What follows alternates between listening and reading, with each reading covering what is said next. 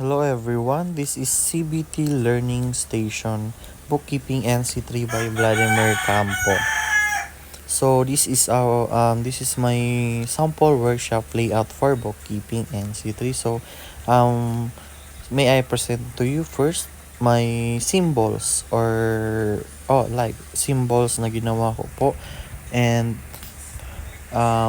the first, yung una po is yung line block is yung wall po. And the big red dot is fire extinguisher. Yung like pie is door. Yung toilet bowl, andyan po. Yung restroom sink, computer set, classroom set, sofa set, practical work table, bookshelf, and lastly the storage of visual aids and other learning materials. So let's now proceed to presentation of my work. So first one, the entrance. So naglagay po ako ng entrance dito po sa bahaging may learning resource area. And yung exit naman po sa bahaging computer laboratory distance learning area. So, dito po sa entrance, bubungad po dito ay ang practical work area. Meron po siyang 4 na table and para po madami ang ma-cater na guest or other visitors. And meron po akong nilagay sa kada kanto po, kada gilid na fire extinguisher. Dito naman po sa right side, meron po ako nilagay na quality control area, trainers resource area, learning resource area.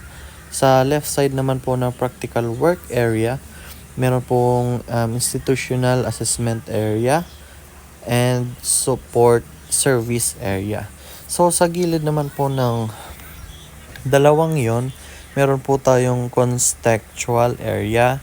And sa baba naman po is ang computer laboratory distance learning area.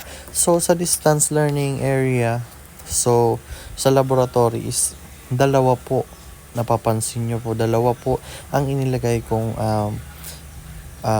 fire extinguisher kasi alam naman natin for the sake of everyone, mga gadgets po ang nandyan sa laboratory, which is computer. So hindi naman kaya in case of emergency kung magkasunog or magkadali ang sunog, hindi naman kaya na isa lang ang mag-work as fire extinguishers. O sa baba naman po ng computer laboratory, the restroom po. So meron po ako din nilagay na dalawang toilet and meron pong sink.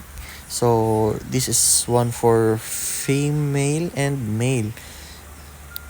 So the core competencies of bookkeeping NC3, so journalize transactions, post transactions, prepare trial balance, prepare financial balance, and review internal control system.